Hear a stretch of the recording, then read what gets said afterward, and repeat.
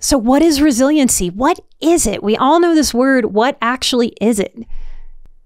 Here are 2 definitions I found. Know that it's a noun, which means a person, place, or thing. So resiliency is a thing. It's a thing that we need for life. It is the capacity to withstand or to recover quickly from difficulties. Toughness, another definition of resiliency, the ability of a substance or object to spring back into shape. Elasticity. I'm going to offer some questions to sit with or to journal out, to ponder towards strategies that can have you bouncing more than splatting. That's often how I describe resiliency. We don't want the difficult things in life to make us feel like we're splatting that pavement. We want to be able to bounce. That's how we get more flow. That bounce is the resiliency. And just like we want a ball to bounce and not splat, we want ourselves to bounce and not splat. And there are emotional muscles that we can train to better help us with that bounce. Because life is going to throw trials and tribulations. It just is, y'all. Resiliency is not a thing that you learn in 5 minutes because you listen to one podcast episode. We are tasked, we are asked, maybe spiritually, to cultivate these muscles, this resiliency over the course of our lives. Even that is its own resiliency mindset. That the things that happen to us, those very trials and tribulations, they're not happening to us, they're happening for us to help us grow stronger moment to moment. That's an idea that allows us more bounce than splat. And our anger really wants to choose the things that make us splat. So let's start with giving yourself a score from 1 to 10. 10 meaning that you are a resiliency badass. You know how to be resilient. You are confident in your bounce. Difficult things happen. You know how to feel your feelings. You know how to go with the flow and roll. How resilient are you?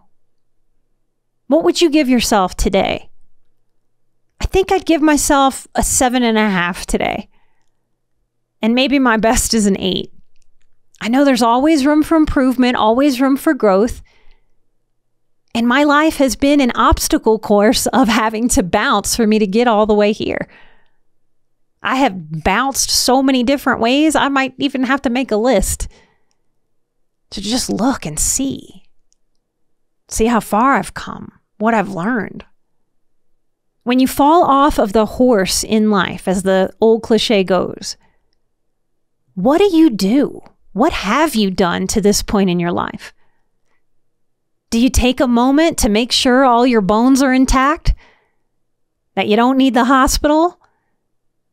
Do you dust yourself off and get back up on that horse pretty quick? Or do you stay where you are? Do you just lay there, like giving into the ground? Do you beat your fists into the ground? Do you cry and scream about the unfairness?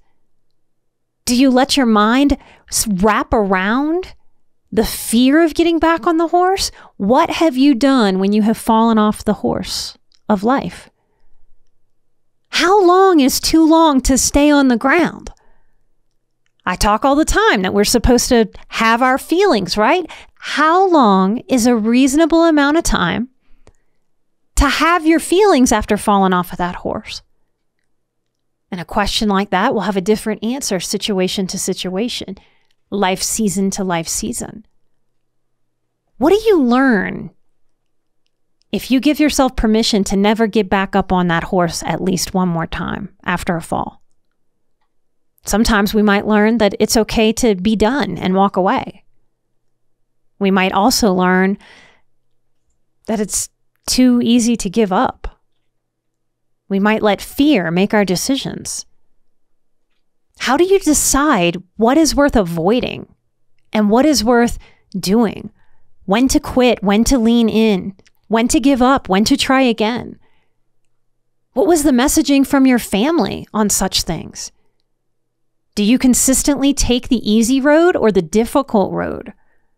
I've seen highly sensitive people kind of split down the middle. Some of us learn early how to practice easy and try for easy. Some accidentally practice difficult and make decisions that bring more difficulty. What influences you making the choices that you make here? What did you see in your parents? What do you want to be similar in your own resiliency? What do you want to be different? Are you happy with the score that you're giving yourself today? Are you giving yourself a too low score because your critical voice is really cranking out the comments today? Are you too hard on yourself or too easy on yourself typically? What do you think this score predicts about your life? What score would you like? Are you willing to be uncomfortable in the pursuit of growing resiliency muscles? Similarly to someone who's willing to go to the gym and let those muscles ache uncomfortably in the pursuit of physical strength and conditioning? Considering your resiliency is its very own resiliency skill, y'all. To check in, to reevaluate. This is how we learn to bounce better as we go forward in this life. Comment with the word tough to get a link to the full episode.